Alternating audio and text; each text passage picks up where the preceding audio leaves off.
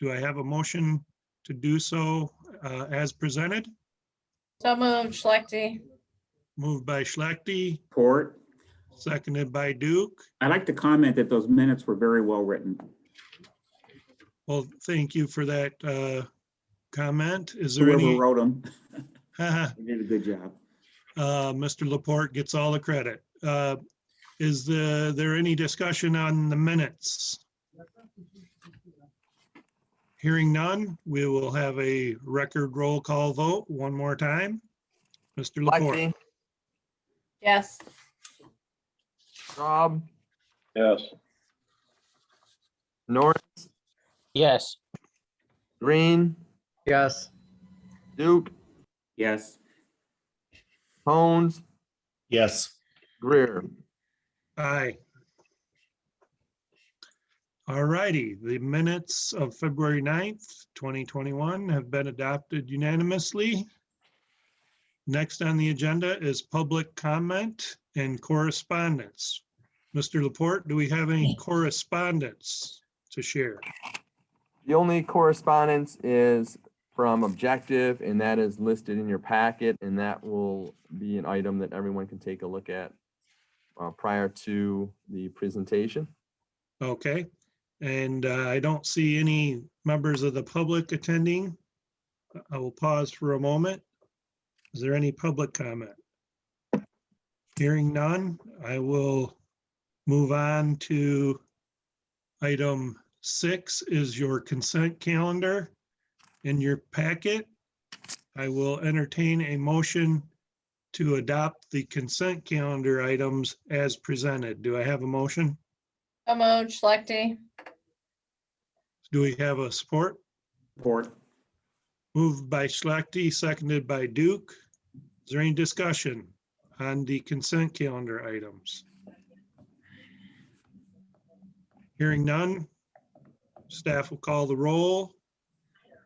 Holmes, Yes. Duke, Yes. Greer, Aye. Norris, Yes. Straub, Yes. Schlechte, Yes. Green, Yes. Okay, thank you, ladies and gentlemen. The consent calendar has been adopted unanimously. On to new business. Item A, recommendation, approve amended Jackson Brownfield Redevelopment Authority bylaws, removal of language that references the Community Development Department and replace it with Neighborhood and Economic Operations Department, and authorize submission to City Council for final adoption. Do we have a motion to approve? I'll make the motion. Motion to approve by Daryl Norris. Is there a second? A second, Schlechte. Seconded by Schlechte. Is there any discussion? It's pretty mundane change, just updating to reflect the current name of the department that works with us. I'll have Mr. Laporte call the roll, please. Duke, Yes. Greer, Aye. Schlechte, Yep. Norris, Yes. Holmes, Yes. Green, Yes. All righty. Oh, Straub. Yes. We have a unanimous vote to make that approval. Item 7B, we will move on to presentation by Clark Orthwine of Objective East Washington LLC regarding the Brownfield application for 769 through 811 East Washington Avenue. Thank you. Welcome and good morning to you, sir, Mr. Clark Orthwine. You have 5 minutes. Perfect. Good morning, everyone, and thank you for your time. I believe you have the packet and letter in front of you, so I'll make this short and sweet. Firstly, I'd like to thank Mayor Dobies, Jonathan Green, and everyone from the city of Jackson for their efforts to work with us on this project and helping us kind of hit this accelerated timeline. I know it hasn't been easy. We're truly excited and honored to call Jackson our new home. When we initially looked at this site, it was heavily wooded and actually an amalgamation of 6 or 7 separate parcels. Upon kind of getting the site cleared and some analysis done, we realized very quickly that it was comprised of a lot of bad fill, primarily topsoil, with several very large peat deposits where we wanted to kind of put a foundation for a building, and so it was not suitable. That being said, we decided to push ahead and invested heavily in improving the site. I believe you have the numbers in front of you, but we're looking at a substantial investment around 19 million with site improvement and construction of the facility. And very proud of it. We think it's going to be a first-class facility and bring a lot of new jobs and tax revenue to the city. And just want to kind of re-echo the thanks and that we're tremendously excited to push ahead, and wanted to take a minute and thank the Brownfield Authority for their consideration. Well, we thank you for your attendance today. We thank you for all of the efforts that you made to make these large investments into our city. I would open it up. Does anyone have any questions for Mr. Orthwein regarding the project? Is this going to Clark, are you directly employing people, or it's just going to be site ready for other businesses? We are directly employing people. And is there any other questions from the authority members? People are you going to be employing? I'm sorry? How many people are you going to be employing? We're targeting around 50 full-time employees when we are completely 100% operational. And what's the time frame for being 100% operational? It is hopefully a CO by middle of June, and we are hoping to be fully licensed by July 15th, or I should say on or before July 15th. And then it's really going to be kind of market specific as to how quickly we can move with clones and vegetative plants, but should be all 10 cultivation rooms should be fully operational within a month from that date, if not sooner. I would ask a question if no one else has any. I like to go last, but are there other questions from the authority members?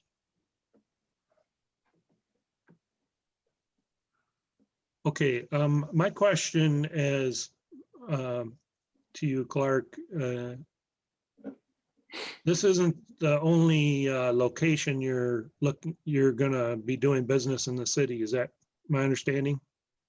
In the city, currently this is our only property in the city of Jackson. I see. We do have and have discussed the ability or the interest in establishing some retail, but this project has kind of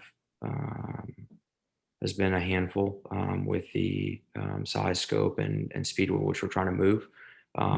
So I think that once this is behind us, we'd be very interested in looking at one or two retail locations if the city's willing.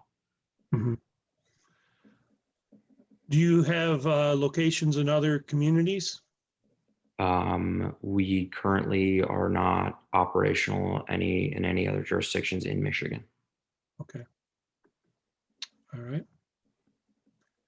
Any other questions from the authority members?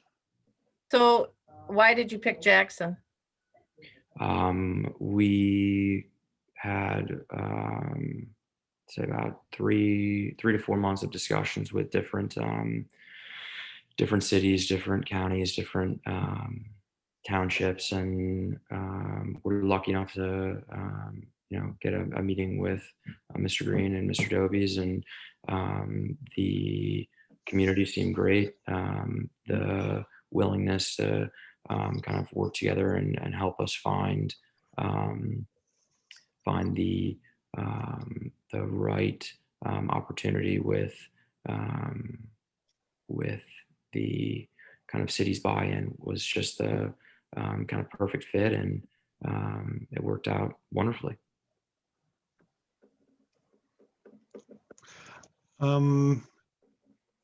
I think as we move on to our next item or two here and get into the project a little bit further, there may arise another question or two for you, Clark, if you wouldn't mind responding if those do come up. We'll just see how the conversation goes as our next, I think, 3 items are all related to your project. So I think at this point, I would like to move on to item C. If there are no other questions for Clark, we'll go ahead and move on to Mr. Stejink's presentation. One last time, any authority members have any more questions for Clark? And we may come back to you during the rest of the conversation. I'm not sure. I'll take a little leeway with it. So, all Mr. right. Chair, Mr. Oh, Chair, I'm if I sorry. may. Go ahead. Kurt Brower at Warner Norcross and Judd, and with Uh-huh. me is my colleague Sarah Harper. We are here on behalf of Objective as well, and to the extent there are questions, Clark or Sarah or I would be happy to answer them. And thank Appreciate you everyone. folks joining us this morning. We'll see if questions come up as we get into this a little further, okay?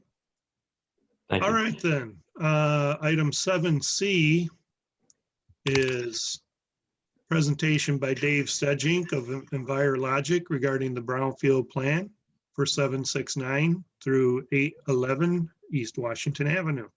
Mr. Stejink, you have the floor, my friend. Thank you. Good morning, everybody. Certainly, first of all, EnviroLogic did not author this Brownfield plan. That's the good folks at Warner Norcross and Judd, Sarah and Kurt. So I'll just go through kind of the high level points of the Brownfield plan, and then we can certainly, between all of us, address any detailed questions. As Clark pointed out, this property seems to have a history of being part of an old kind of dump site, and there's a lot of evidence that was provided to us about the materials that they encountered as they were excavating the site. They provided us photographs, and then also provided us laboratory evidence of the presence of contamination at this site. The site consists of, 8 parcels, I think, 7 or 8 parcels, and all of which have been demonstrated to either be contaminated, or by law they can be contiguous and adjacent to a contaminated parcel and be eligible. So the group has demonstrated that the property meets the eligibility requirements in the act. This plan is for a variety of eligible costs that were incurred related to the Brownfield conditions. Certainly, they have, the traditional due diligence requirements for liability protection. That work was done. There was some site demolition work related to getting things off the site that needed to go away. And the large cost here is removal of and disposal of contaminated soil. Whether it was fill material or the peat, it is all presumed to be contaminated soil. So there's an extensive cost related to the excavation, transport, and disposal of that material. Other eligible activities include placement of a stormwater system on the site that retains all the stormwater on site. The preparation of the brownfield plan. And then there are contingencies allowed in this plan. The total cost that they arrived at, including our small admin fee, is a number just over 2.7 million. The plan anticipates a fairly significant increase in the taxable value of the land so that it can repay these costs. Currently, the collective value of the properties is just over $22,000. And as Clark mentioned, it's a sizable investment, and that is projected to create an increase in the taxable value of the property to somewhere at 2.75 million. So that increase in the value of the land and building creates a lot of new taxes, specifically about $65,000 annually in school taxes and $97,000 annually in local taxes. So there's a good opportunity to pay this back over a period of 25 years. As the city worked with the developers on this, we created a development agreement, which is also part of this morning's activities, capping the reimbursement period to 25 years of the tax increment. Essentially, they get what is created over that period of time up to the amount of 2.7 million and change. The spreadsheets that are part of the brownfield plan show that capture and capping it right at that amount. You'll see that we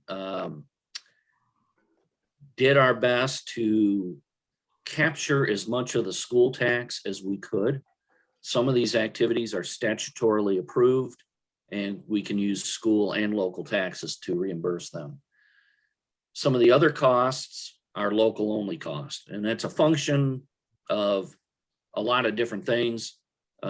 Timing, I think the group probably did not have time to go to Eagle or MEDC and try to secure state approval.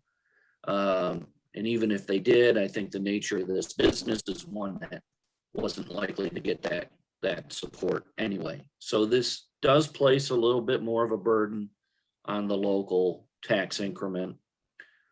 But as indicated, it's 25 years. We also wanted to make sure that this plan provides revenue for your local brownfield revolving fund. As soon as the school taxes that we can capture for the developer cost are captured and reimbursed to the developer, we will immediately start capturing that same equivalent amount into the local brownfield fund. And then the final 5 years of the plan are reserved for local tax capture to be placed in the local brownfield revolving fund.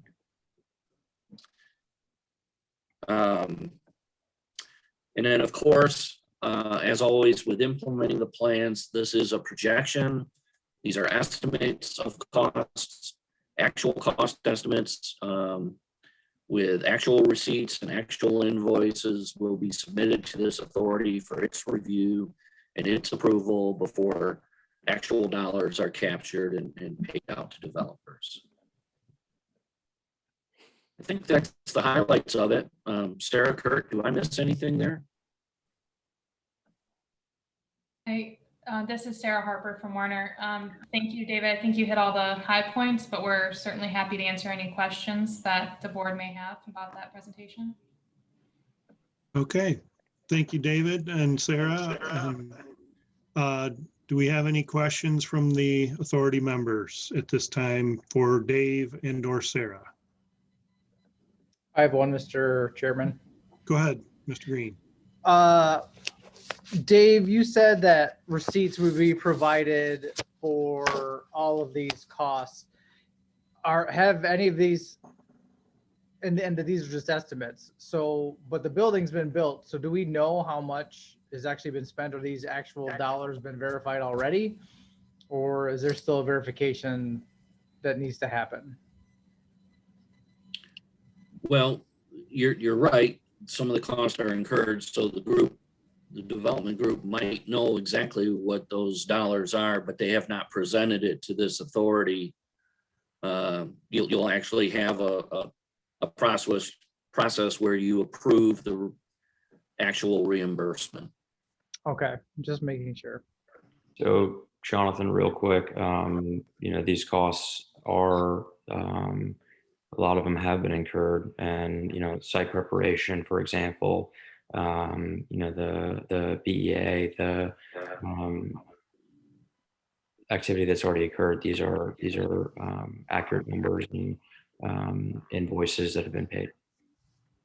Or just want to know, it's a little different than what's normal. So I just wanted to make sure I had everything right in my brain. Yep, and if I can just add, we're, waiting on the approval of the plan from the authority and from the city itself. And once, when and if we get through that process, then following the process for submission and reimbursement that's set out in the development and reimbursement agreement that David mentioned, we can submit those invoices and work through that process at that time. Thanks, sir. Any other authority members wishing to ask questions at this point?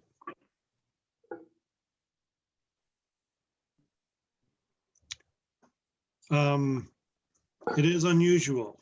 I've been at this for many, many years. Normally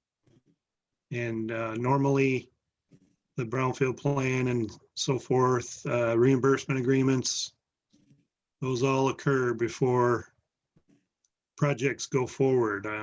So having a little bit of a hard time with that part of it in my head. So the building is built, the costs have been paid, and now we're coming for a reimbursement agreement. What happens if project isn't approved? You're gonna have a building sitting there and not be able to go forward with your business? Certainly hope that that's not the case. Kind of did this on an understanding of the reimbursable activity, so on and so forth. And this is obviously the first time Objective is working with a facility under kind of Eagle's determination thereof, and not as familiar with the timeline. So kind of looking to Warner to help us navigate that. Kurt or Sarah, do either you want to speak to that? Yeah, so certainly I'm happy to. No, I appreciate the sentiment, Mr. Chair. And yeah, we've been doing this for a long time too. And this is, I think, somewhat unusual, although I will say that we've been working with staff for many months to kind of get this Brownfield plan put together and get on the agenda. So it's certainly been on the radar screen. It's not by any means unprecedented. The authority that I chair in Farmington Hills has done this on occasion to assist developers, especially when there's a little bit of a time lag. And in communities across the state, there are some communities that have gone back decades to recover costs that were previously incurred. So understand and appreciate the concern, both as a professional and as a board chair. But as I said, we've been working with staff for quite a while to kind of get this on the agenda and get it moving forward. The other thing, going back to the school taxes, and David, thank you for the kind of the intro there. Because of the nature of the business, the state of Michigan, MEDC, and Eagle are not inclined to approve the use of school taxes that makes them feel funny. So once, and there's some banking rules associated with that. So once, if and when cannabis becomes legal at a national level, that issue will go away. Understood. Is any other authority members have any questions at this point? Our next item is going to be to actually review the Brownfield plan. So I think if we have no other questions right now for Dave and or Sarah or Kurt, I think we will go ahead and move on to review the Brownfield plan and consider recommending to City Council for final adoption. So I think I guess we're just kind of segueing into this next item here. Can we have a little bit better breakdown of these numbers as far as how long is it going to take to before the school taxes switch over to being captured into the Brownfield revolving fund? So I can take that question. So the environmental activities are pre-approved under the statute, and those activities are, we intend to reimburse with school tax capture, and that'll be at the very beginning of the plan. Right. So in the first year of the plan, we should be able to capture everything we need based on the projected increase of the taxable value of the property to reimburse those environmental expenses. And then in that first 2 years of the plan, some of the school tax capture will go into the local Brownfield revolving fund as well. And then the plan will revert to local only capture for the next several years. As David mentioned, a total of 25 years to reimburse the remaining eligible activity costs. And then following that period, there's a 5-year period during which all of the local tax capture will go again into the local Brownfield revolving fund for a total of $723,000 into the local fund. Okay, a little bit of clarification, if you will. You said in the first 2 years, the Brownfield Authority would get some? Yes, What and are we that's a voting? function of the maximum amount of pre-approved expenses at the state level. So under the act, you're permitted to capture so much in school taxes based on the pre-approved Eagle environmental activities. So from that amount, the developer intends to reimburse their environmental expenses, as David mentioned, the due diligence, the BEA, things like that. And the remaining amount that is permitted to be captured under the act will go to the local Brownfield revolving fund. So then that'll meet the cap in year 2. And then the remaining amounts to the local Brownfield revolving fund will come from local capture at the end. Right, that would be what? Is it year 26 through 30? Yes, that's correct. Mhm. Okay, But there will be about $45,000 going to the local fund in the first 2 years. I see. Okay. Thank you for that clarification. Any other questions on the Brownfield plan? Any other further input from Dave or Kurt or Sarah? Okay, I would entertain a motion to either approve recommending to City Council for final adoption or decline recommending the Brownfield plan to City Council for final adoption. Is there a motion?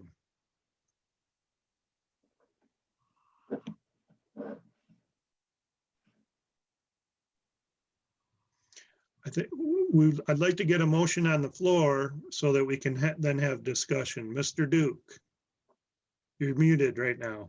I'll make the motion. Motion for, Either declining this or moving this on to city council for final action, correct?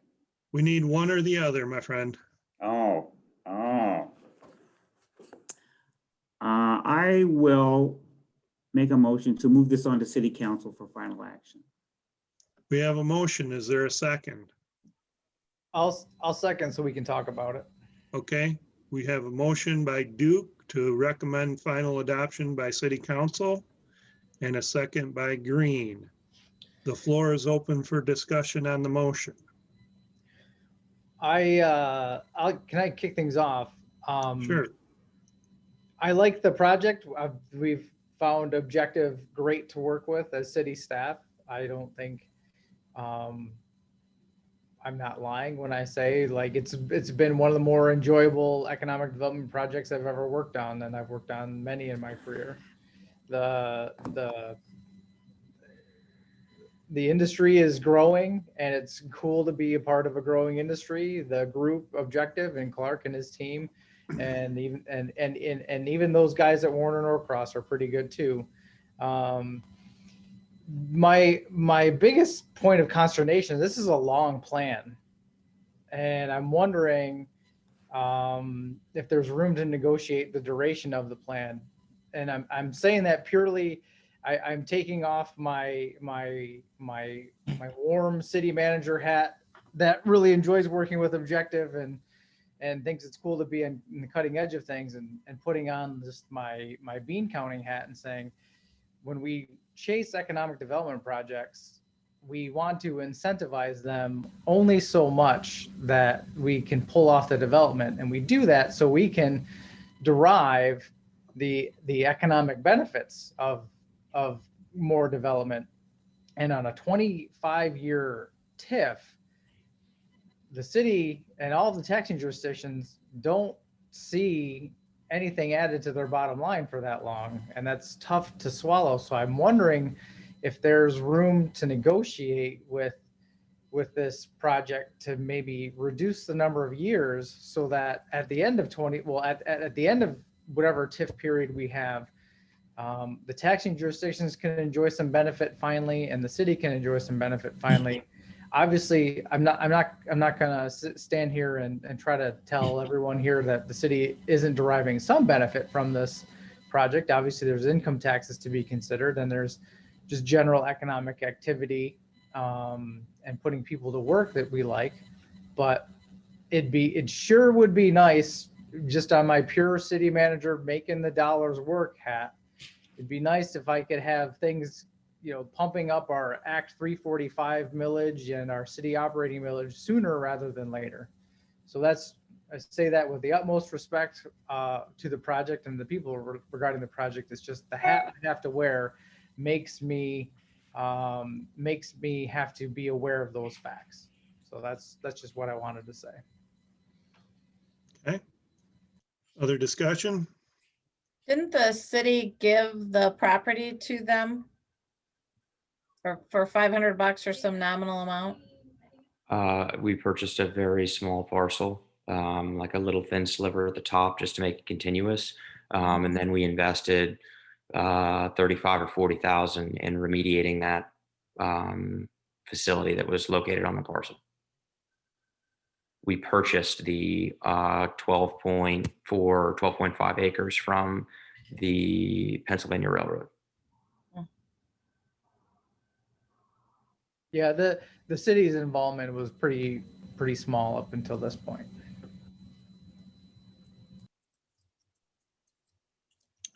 Other discussion? So is there a staff recommendation for this proposal? I guess Shane is the staff, correct? Is there any kind of, normally you get a recommendation like from the planning commission or something for a project, and we can then listen to that or vote however we so desire. Is there a staff recommendation on this or a position? Or is it just up to us? It's just up to you. I mean, this is what we didn't, I don't think we'd ever considered making a staff recommendation on this one. At least Shane and I didn't have any talk about that. It's a little backwards, as we all recognize, and Kurt is given his experience with these things happening before. And we're definitely open to that. I mean, our Brownfield Authority in Jackson over the years has been one of the, has been very active, and I'd say more than one adept Brownfield authorities in the area for sure, and is used to doing big projects and doing things a little out of the ordinary. So from our perspective, it wasn't. What's up, Clark? Oh, I just wanted to jump in and if there's kind of no additional other comments, and say, first and foremost, the feeling's mutual. It's been a pleasure working with the city of Jackson, and thank you, Mr. Green, for kind of all the insight and help. Without it, it wouldn't have been possible to kind of hit this timeline. And I guess as it pertains to the plan, I think Kurt mentioned that both Objective and Warner have been working with the city on this for, 4 or 5 months now. And I guess I'm just a little bit surprised that this is the first time, this is our first project in, again, Michigan, working on a facility, and a little bit surprised that it's the first time that we're hearing about the duration of the plan and kind of time for recapture. I know that this has been, drafts have been circulating for, Kurt, what is it, 3 months, 4 months of this plan at this point. And I guess I'm surprised this is the kind of first we're hearing concerns about it. But hopefully this is something that we can kind of sort through and push ahead. So what is your timeline for break even of your facility? I know I haven't been on this committee, like this is my second meeting on this particular committee. So forgive me for ignorance, but I do know that some of the developments in brownfields that the city did in downtown were apartment complexes. And when you build an apartment complex, the payback for construction to renting and making cash flow is a long period of time. And the cost justification for doing a brownfield was it was easier to justify that to incentivize them to do the development. So I am not in your business, but rumor has it your business makes a lot of money and doesn't even really know where to put the money because it's not you can't put it in a federally funded bank. So help me understand what the need is for us to give you a brownfield, because it's costing, the city's getting hit with COVID. We're losing a lot of income taxes, $1 million plus, and in income taxes probably this year. And so help me understand what your break even is and what would motivate us to do this. So I guess the motivation, right? Incremental business, kind of trying to create good long-term, well-paying jobs, create the tax revenue from operation, and just bring industry to Jackson. As far as this project is concerned, you have two entities, right? You have a real estate entity that acquired the property and is doing the development. And then that real estate entity is leasing to an operational entity. The rent, as far as an ROI, it's going to be a long payback. And I would say very similar to the other plans you've seen for development of apartments, probably actually longer to recoup the 19 or 20 million in rent. That being said, you know, there's a tremendous amount of fluctuation, right?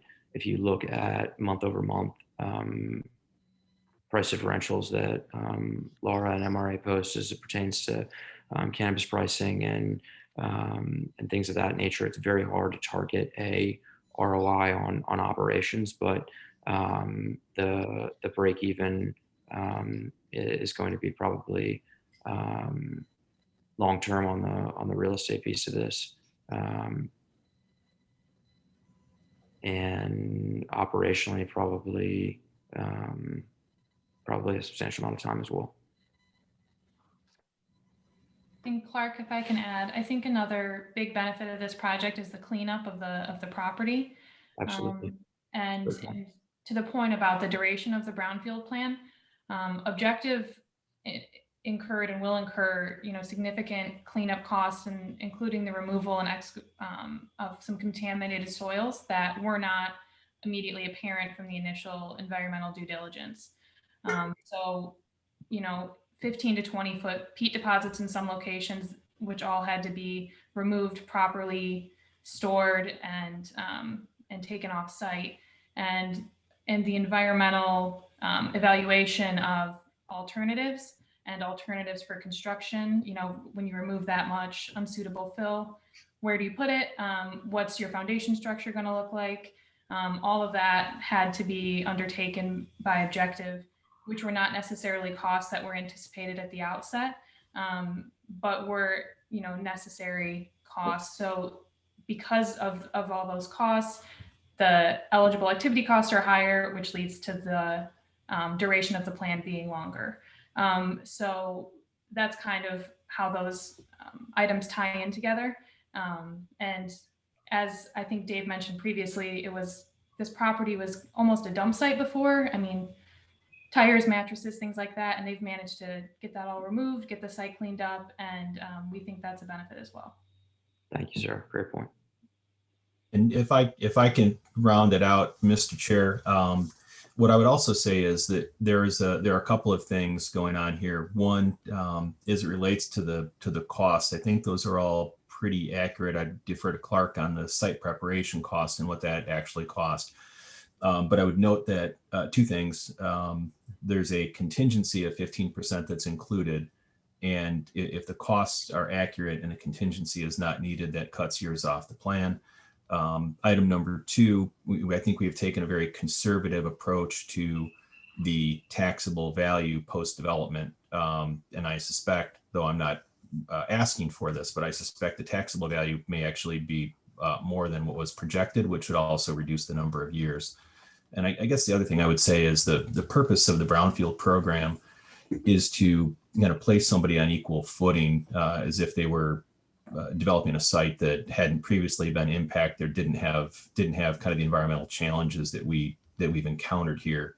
So I guess looking at it through the lens of the authority that I chair, I don't think I'd have an issue approving this. And yes, we certainly, as I said before, this is somewhat, cart before the horse. We got the work done, but there were some issues related to licensing and those sorts of things that required a more accelerated schedule.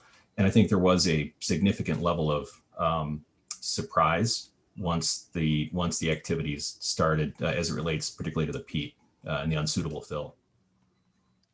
I'm glad I'm sorry, Mr. Chair. No, go ahead, Jonathan. I'm glad you guys brought that up. It's easy for me, especially, to forget how contaminated that site was. And the goal of the Brownfield Authority is to do exactly what Kurt said, is to make a level playing field. And so does $2.7 million kind of make you shift in your seat? Yeah, but that is the price of evening the playing field. And to go back and put the different hats I wear as city manager on, take my bean counter hat off and think of the health, safety, and welfare of the people in the city of Jackson, cleaning up some contamination certainly is worth every penny that you can afford to spend on it. And if you can spend deferred tax dollars I suppose it's the best money you can spend. But with that, I hope it's okay. I have to go to another meeting, but for the record, I supported this motion and I support the plan. So even if I'm not here to vote yes, I wouldn't be voting no anyway. So Well, We real have a quick, quorum if you leave. hopefully, yeah, we have 9 members in total. We have 7 here now, and we have 6 if Jonathan leaves. all right. I have 2 quick questions and then a comment or 2, and then I think maybe we can bring it to a vote. I'd hope that Jonathan can vote before he leaves, but looks like he's already going. So, and maybe I'm gonna have to rely on Shane for a couple of these questions.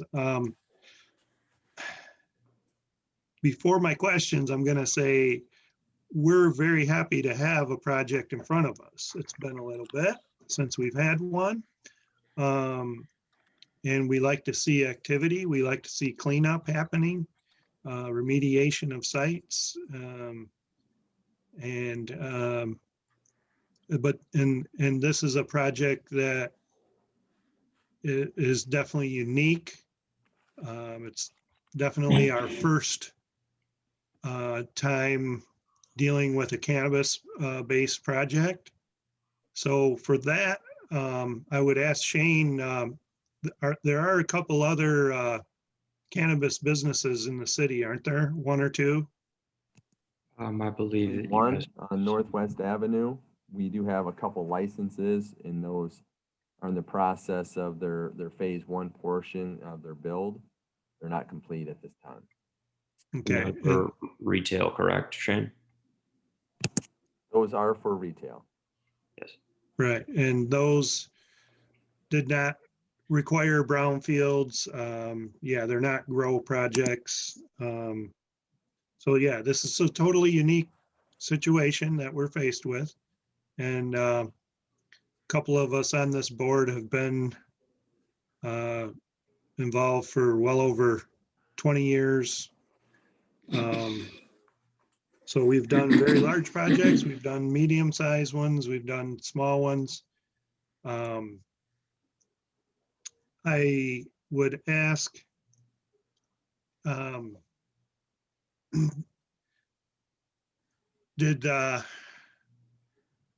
were some of the requirements of those other projects, cannabis projects, Shane, were?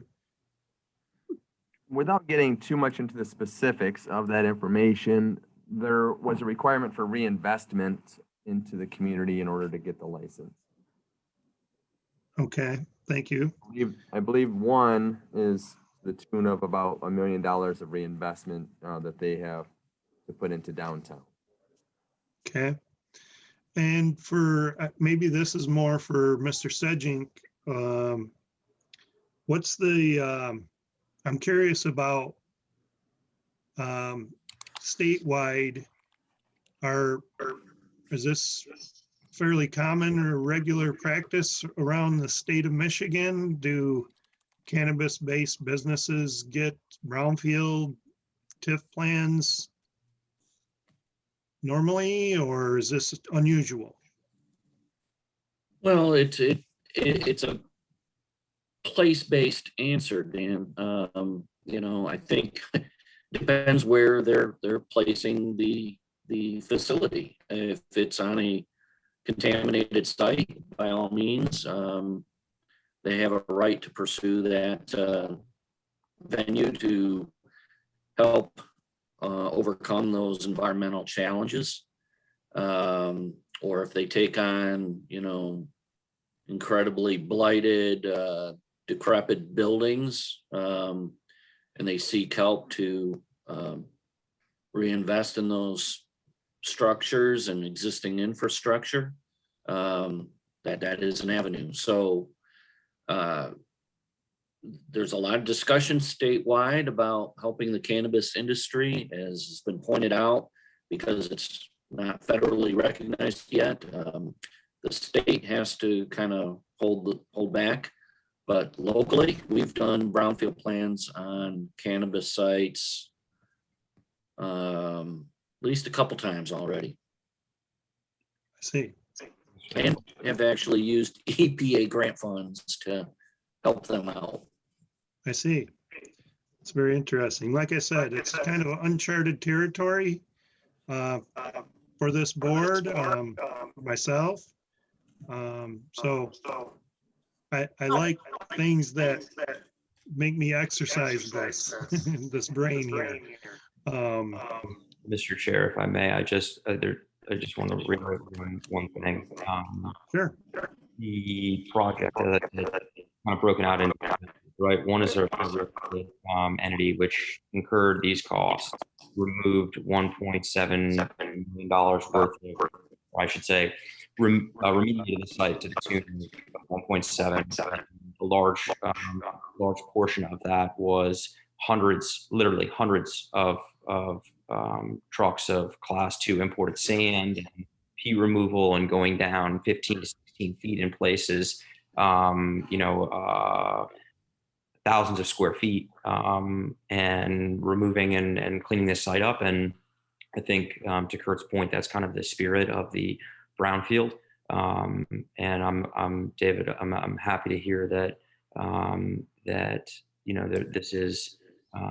this isn't necessarily uncharted waters as it pertains to cannabis getting, excuse me, getting reimbursement as well.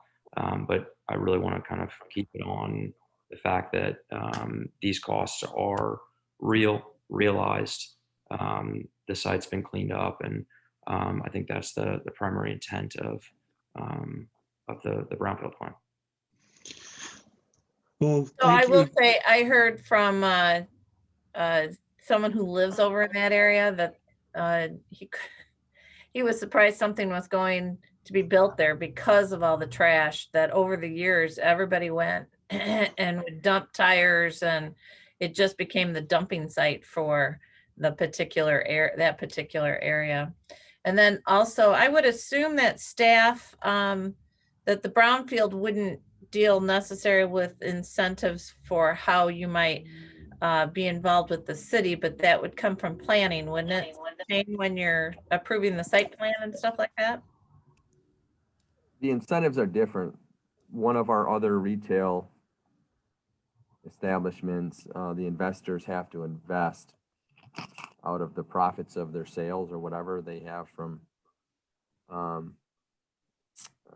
their business, $1 million into downtown. So they do not receive a TIF. They are actually reinvesting money into the community versus. But I'm saying that if we were talking to Clark about, I don't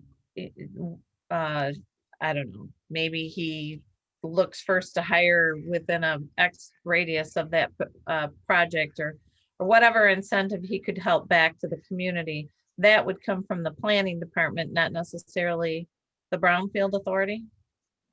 That would have been in his business plan, his equity plan for his business. So, and we did, Laura, to your equity.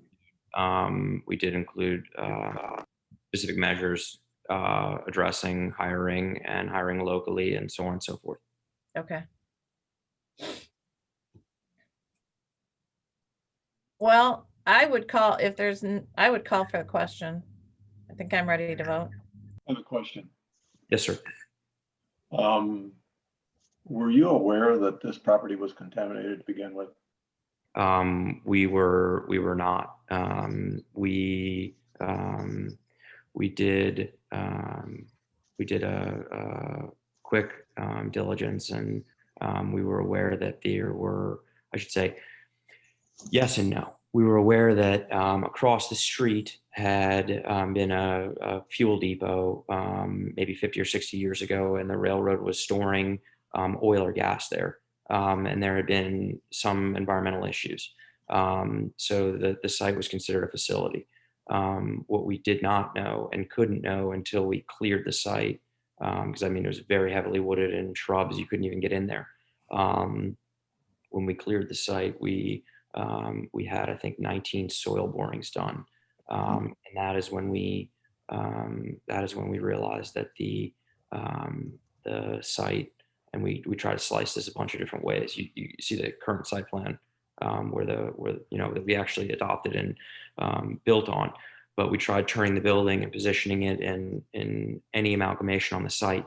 But the peat deposits were the real killer there, and that's what drove the cost to where they are. Okay, well, we had a call for the question. I let that slide a little bit because I thought that was an important question to have the answer to. So we have to vote on whether to end discussion. And I will need a record roll call vote. A call for the question doesn't require a second. So Mr. Laporte, if you'd call the roll and you're voting yes is to end discussion, no is to not end discussion. Call the roll, please. Greer, No. Duke, Oh, Schlechte, Yes. Straub, No. Norris, Yes. Hones. No. I believe we will continue our discussion for the moment. Correct, Shane? That is correct. All right, thank you. I'm going to go ahead and just make the comment that I have mixed feelings here.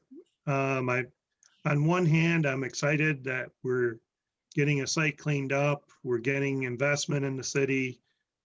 There's, potentially 50 new jobs coming, creating new income taxes for the city. And the Brownfield Authority will eventually see some revolving funds that we can use towards other projects. On the other hand, I feel like we're being asked to fix a mistake. And I don't know that should be our responsibility. Now, again, Kurt is, I'm sure, correct when he says that other brownfield authorities do, retroactive type projects. For Jackson, this is uncharted territory as far as a cannabis business having a brownfield in TIF. So I have very mixed emotions. I do know that our mission is to protect the health, safety, and welfare of our citizens. Our mission is to clean up contaminated sites. So I'm torn. I'll leave it at that for the moment and hear any other discussion or questions. I'll make a comment. Being in the real estate industry, I look at that parcel and I'm impressed that they could do something with it. And I think I'm kind of, I came into this thinking I was gonna, cities are strapped because of COVID, but that I wasn't necessarily in favor of it when I came in here, but being reminded about all the contamination that was on that site was a good thing to hear. Plus, I think had this come in front of us prior to any development, right after we, or about the same time that they got the property for $500 or whatever they paid, we probably would have approved this and it would have been a no-brainer. So I am leaning towards being in favor of this project or this brownfield. Okay. Other discussion?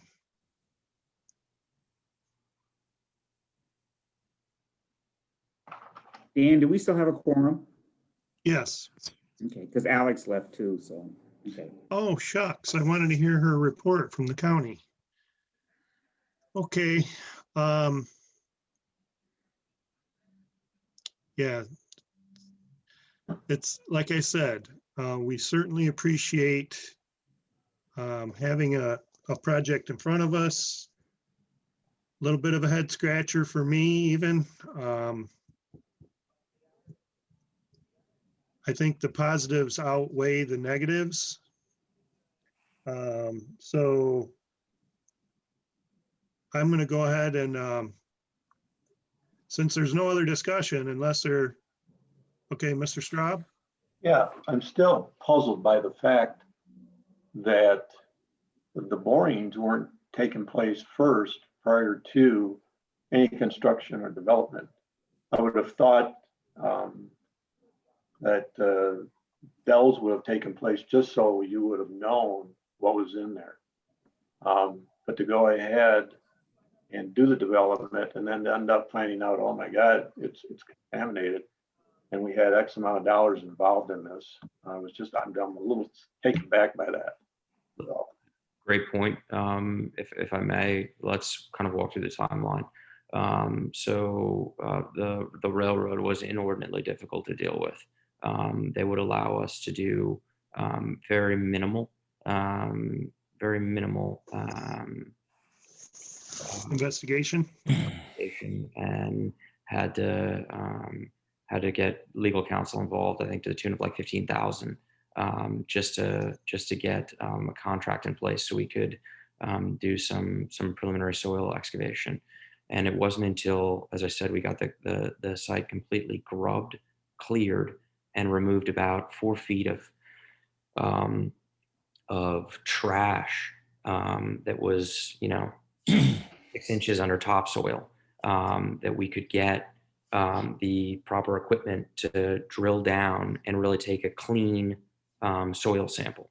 And that's when we found out that we had the issues with the peat and other trash that had previously been there and kind of covered up in layers.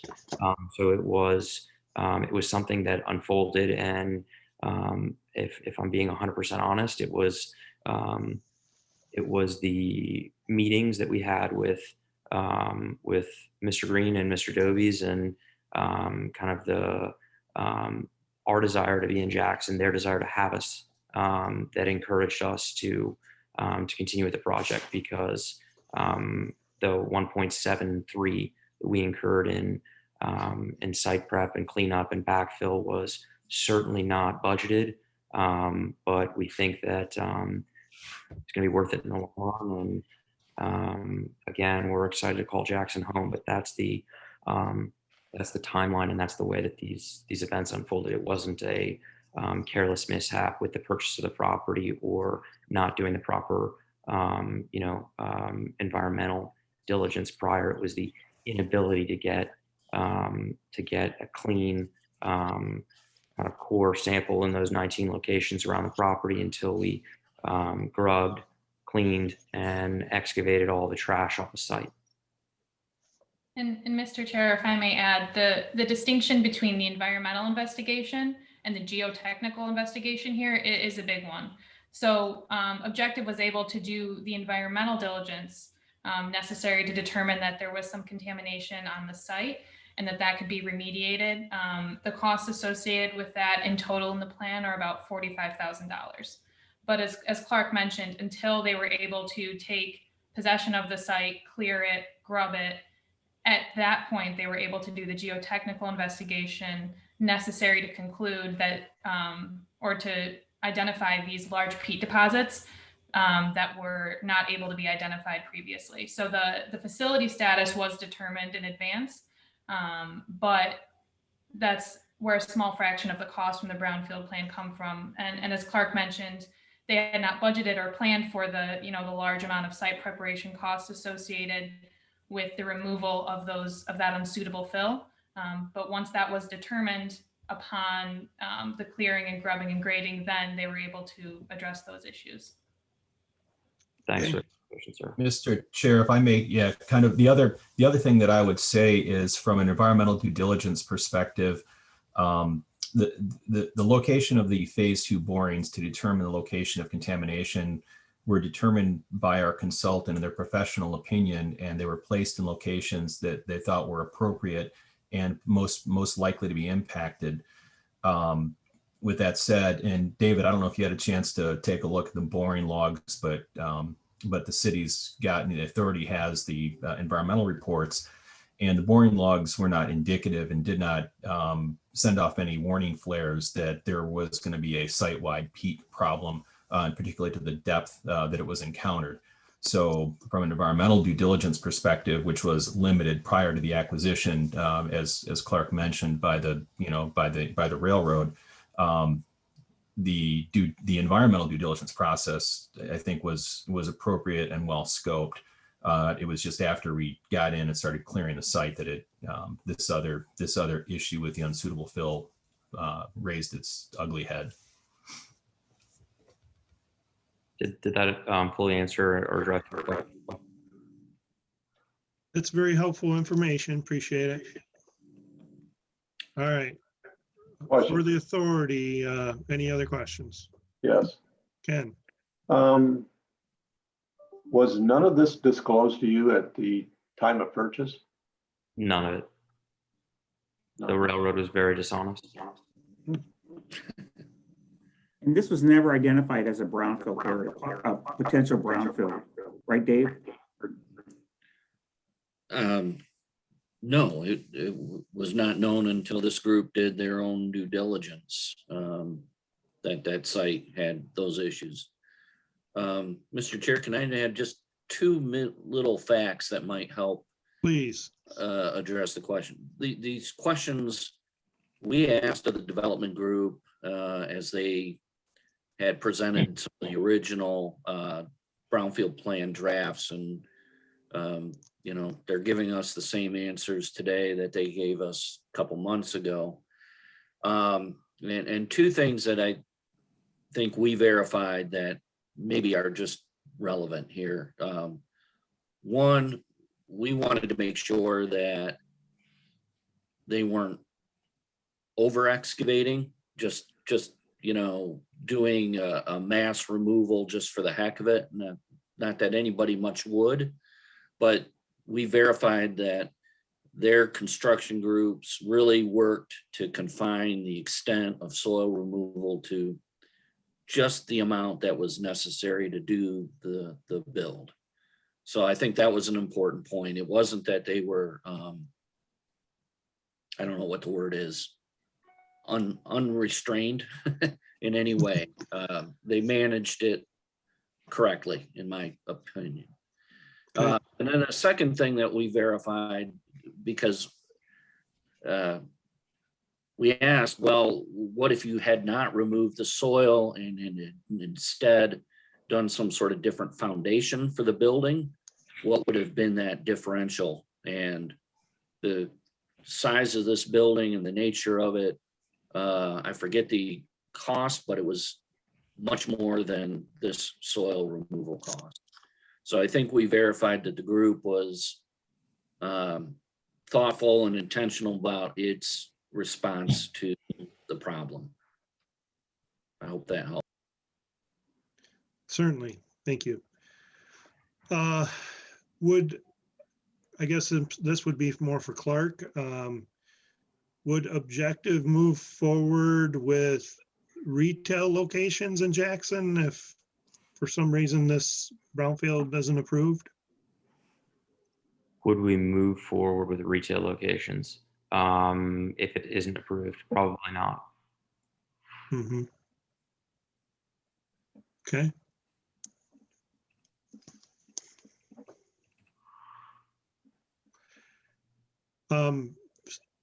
Mr. Laporte, if this is approved, when does it go before council? In 2 weeks? It may take a little longer than that. I believe that that Sarah and her team, Kurt wanted to kind of make some changes to the development agreement prior to that. So if in a motion, the motion could be that staff has the ability to make changes to the development agreements, or minor changes, or the city attorney. Okay. as far as the next council meeting, it will not be done by then. It's probably I going to be see. 2 council meetings from now. Okay.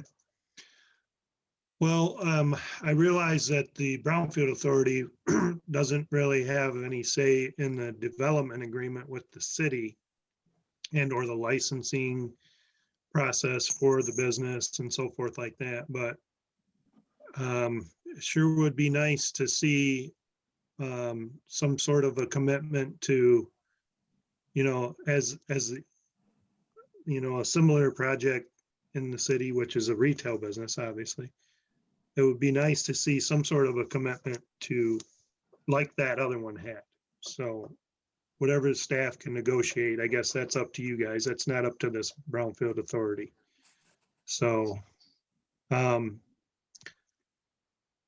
I would, as chair, I'd rather not make a motion, but I would entertain a motion at this point to, oh, we have one, actually. We have a motion to approve and send or recommend approval to city council. So that being said, if there's no further discussion, we'll go ahead and have our roll call vote. Lefty, Yes.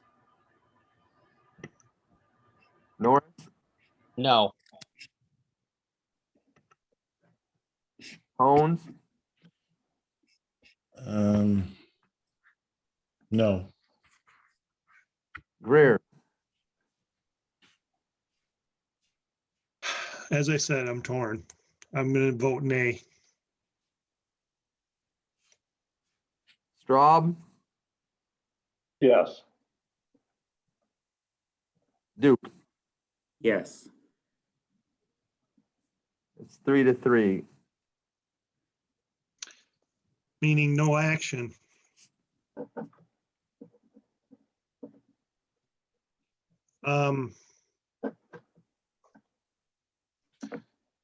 Deadlock vote.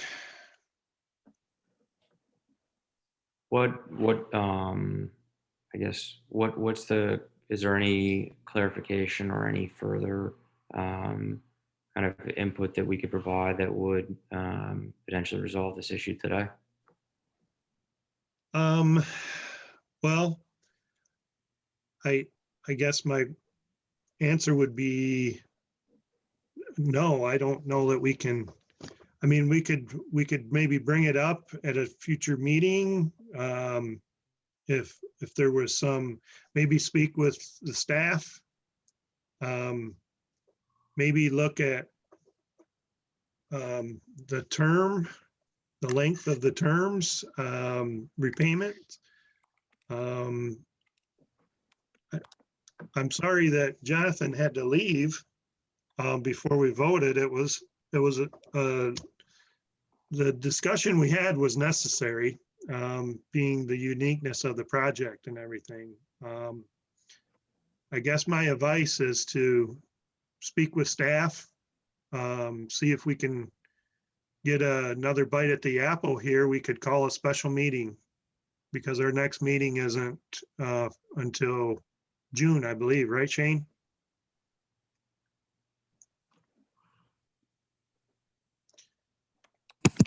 Chairman, that is correct, in June. Okay, yeah. So that would be my advice to you, Clark.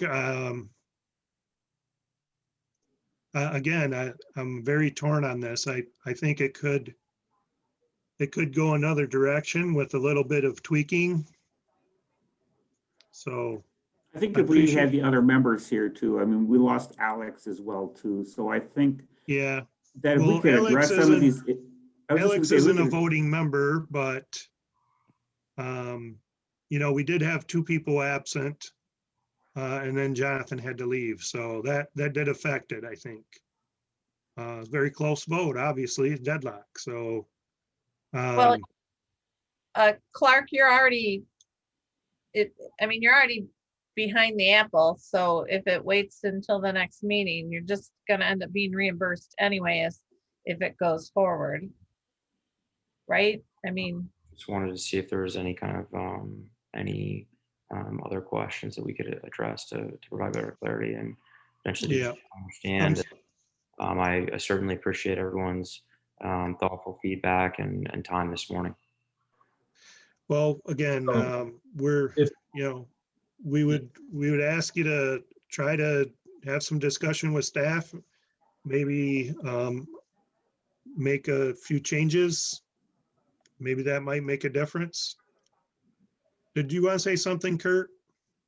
Oh, yeah, I was just gonna suggest that, we did, Jonathan did seem supportive, and, if there was if there were additional members, perhaps it wouldn't be deadlocked one way or the other, right? Sure. Sure. And so if we could impose on the authority to maybe set a special meeting as quickly as they can, because we don't want to leave this issue unsettled. That would be greatly appreciated, particularly if we get participation from more of the authority members. Okay. Unless, of course, the authority wants to reconsider its motion. We can always do that. Well, the only way that I'm aware of, and we follow Robert's Rules of Order as a general model. I mean, I can deviate from that, but normally a reconsideration requires someone from the prevailing side to make that motion. We don't have a prevailing side. It's a deadlock vote. It basically dies. Rod's going to say a deadlock vote. Yeah, with all due respect, a deadlock vote would be a no vote, right? So yeah, it's essentially a no. Yep. So we're stuck there. I want to continue with our meeting. We will consult with staff and communicate back with you folks on this project. I think we should have it considered by our full board, as many members as possible. It's unfortunate that were the case today, that we only had 6 of us available to vote.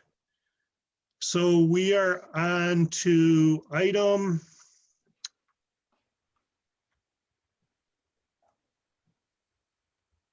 E, review the development and reimbursement agreement for eligible brownfield expenditures associated with objective, and consider recommending to City Council for approval. I think I misspoke earlier. I apologize. I said we didn't have anything to do with the development agreement. So in your packet, you have the development and reimbursement agreement for eligible brownfield expenditures. I'm looking for mine right now.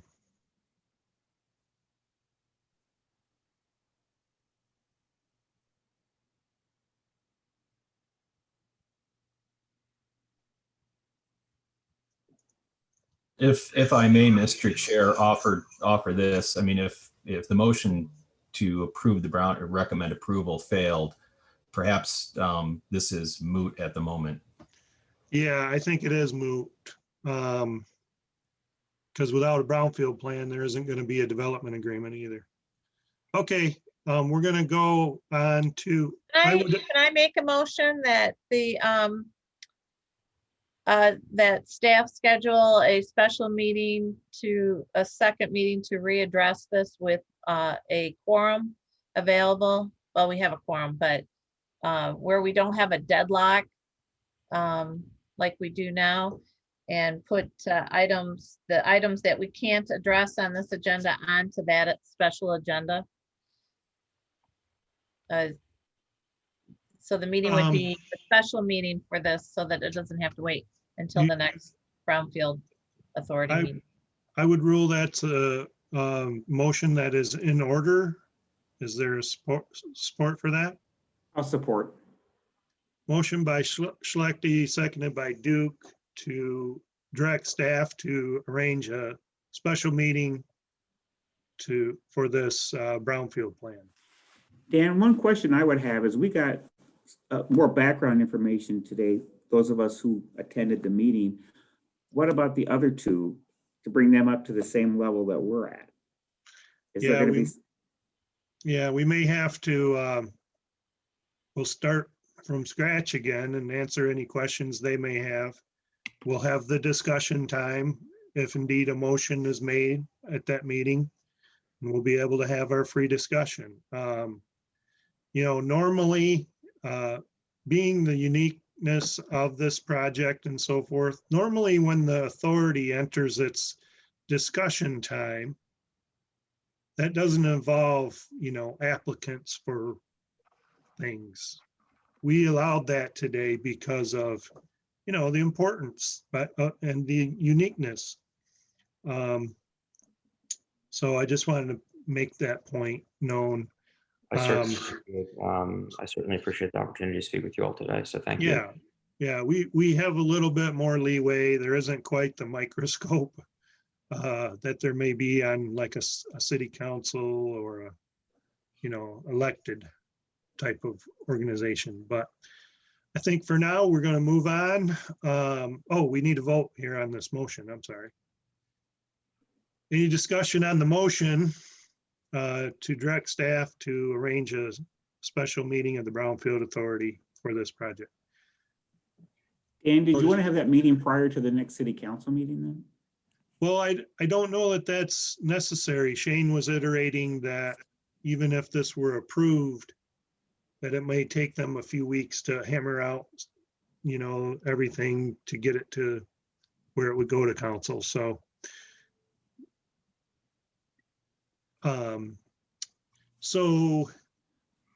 any further discussion on the motion? Hearing none.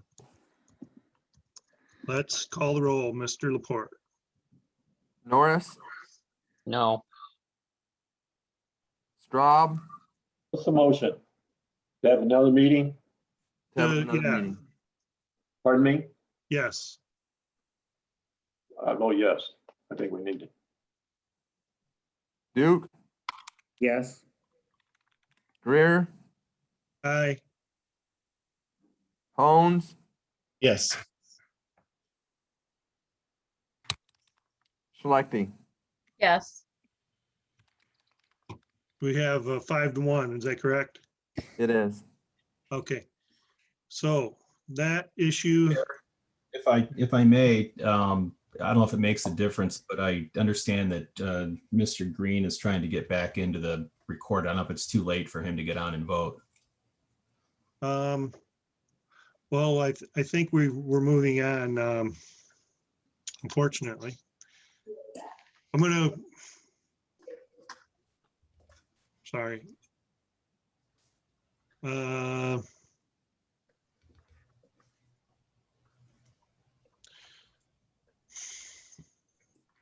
Mr. Chair, this is Jonathan Green. I'm back on.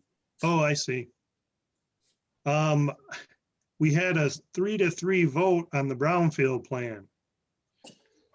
We have subsequently voted to direct staff to arrange a special meeting to revisit this item when we have a fuller complement of board members. I don't think I can go backwards now just because you came back into the meeting. Okay. So I think we're gonna have to have you and Shane work with these folks and get a special meeting of the BRA around. I'm sorry, I can't go back, guys, we had a deadlock vote. It essentially dies. So we're stuck.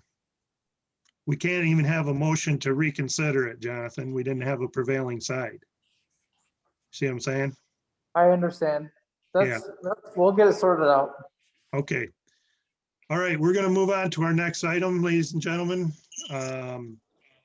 which will be item 7F, recommendation authorized payment to EnviroLogic from the Brownfield Redevelopment Contractual Service Fund in the amount of $650 for professional fees pertaining to the review of the Brownfield plan for Objective East Washington LLC, invoice number 07441.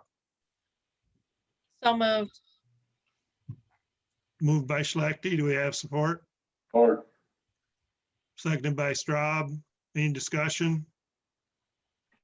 We'll call the roll, please.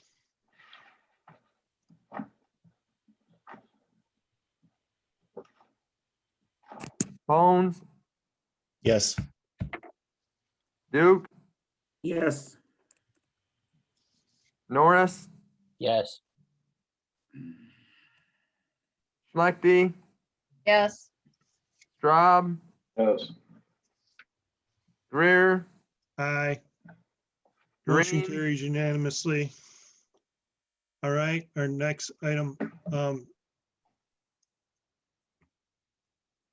7G, recommendation to authorize $30,000 from the Brownfield Redevelopment Contractual Service Fund to cover necessary professional service expenses through fiscal year 2022 and permit staff to make payment when invoices for services are received.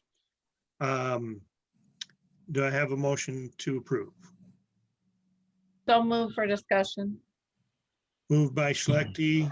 We have support. I I'll support. second. Seconded by Greer. So, go ahead. I just, Laura. if someone could explain this to me, it doesn't sound like it's going anywhere specific yet. It's just money being held and it's for future bills that come in. Yeah, so for example, and I wanted to point this out. I'm not sure that we needed to even have the $650 invoice that we just voted on. I don't think we needed to vote on that. It's good that we did. There's nothing wrong with that, but I do believe the authority has the right to, just as the city manager does, right? They have a certain level that they're allowed to spend up to and not exceeding. And I think on this, it's $5,000. So do you recall that, Phil? Anybody else? The 5,000 seems familiar, but we don't meet often enough that I can remember if that's for sure that that's the amount. But yeah, I mean, we could amend this. We could amend this to say that anything over 5,000 requires maybe the manager's approval or something like that. Sure, sure. Or your approval as chairman. Right, right.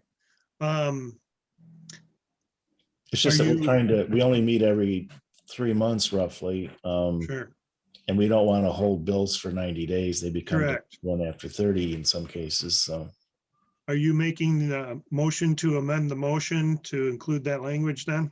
yeah, if I can do that, I would like to amend the motion so that we're going to authorize $30,000 in contractual services to cover necessary professional service expenses through fiscal year 22 with Staff, with individual invoice amounts over 5,000 requiring the signature of the chairman. there you go. Is there support for the amendment? I'll support that amendment. Okay, Wouldn't it technically be 29,350 since we just approved the 650? Just kidding. Good thing someone's Okay. watching us. Right, right.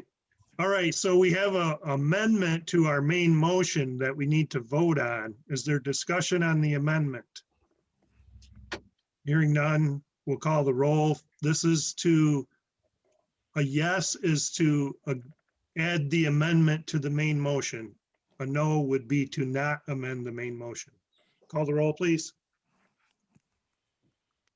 Greer, Aye. Duke, Yes. Bones, Yes. Norris, Yes. Straub, Yes. Schlechte. Yes. Okay, the amendment is added to the main motion. Is there further discussion on the motion as amended? Hearing none, we'll call the roll. Duke, Yes. Greer, Aye. Straub, Yes. Schlechte. Yep. Holmes, Yes. Motion Morris. carries. Yes. there we go. Motion carries unanimously. Item H, unfortunately, looks like Alex had to leave us. We'll maybe ask her back the next time. I know they've had some activity, if you've been following the news lately.